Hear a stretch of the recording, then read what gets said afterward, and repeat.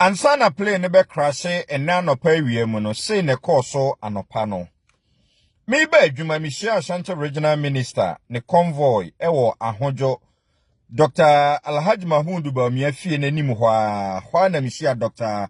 Franka Mwako hene. 2. Program no, responsible cooperative mining and skills development. His Excellency John Dramani Mahama initiative. Ene lanche. Special guest, Ghana Mampeni John Dramani Mahama. Na osori na no pa osi se no hu wie no. Aso se onfili okay. Engineer so cancel the trip. Obuase trip ne number 1.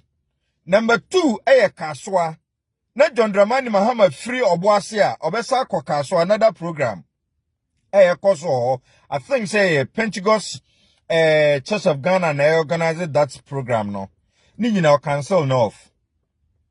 O say onye happy onye okay ono so onyare until bad news BBNC but onye okay so betu kwan. Ne so call bibia off. Asma me kan intel close ayipana minya disinformation free ye. Ente magana mampeni ko share them. Wa ye di onim ye nyina toda saade we ye toye. Ye se menyare nso mente apo. Ubetimi asore na bibia ye kusu wo wabrabom o life mu. But now onte bad news onte bibia but within you won't feel okay. Yes asema ye do. Asa sembi bisi. Any say a free bear nondu hoko duba kui.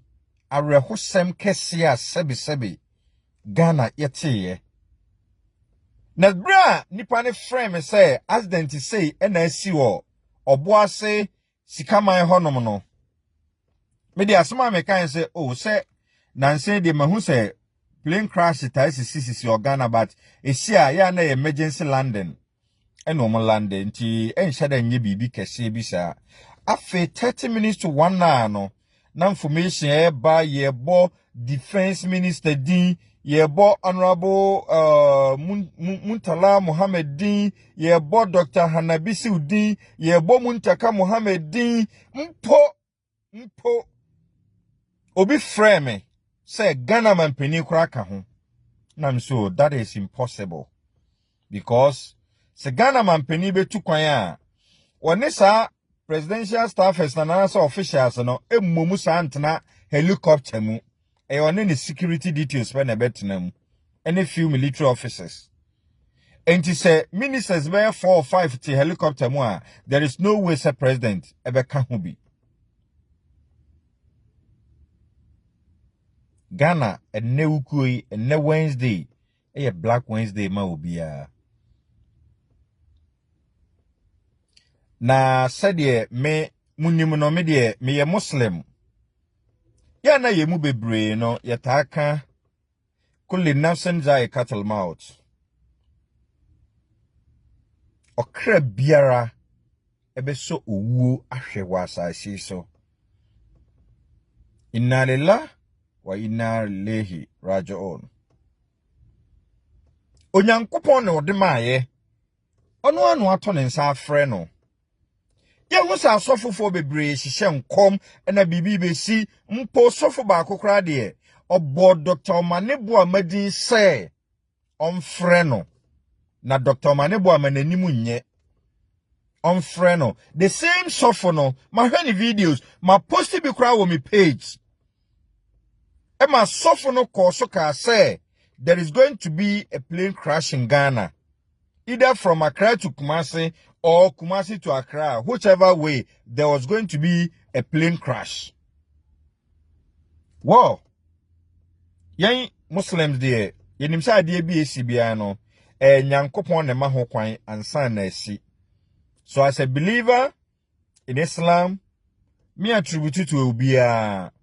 Of course, on minor national security be your more investigation, especially it's a plane crash here. You'll be a friend of the black box. Bijidi say ombekwa akofa hwehwe mu anya forensic information a ma plane no e crash ye. But before that no, eye community honom no, omo te saa krom honom no. Okwani ba kwa mahwe ni interview kire mu a, o nafo mu do. No hu yan say plane na crash dua mu amadua na bu. Ena plane kwakwakwakwa ko ball bipo mu, ena start say roll. Enti say ade we see a,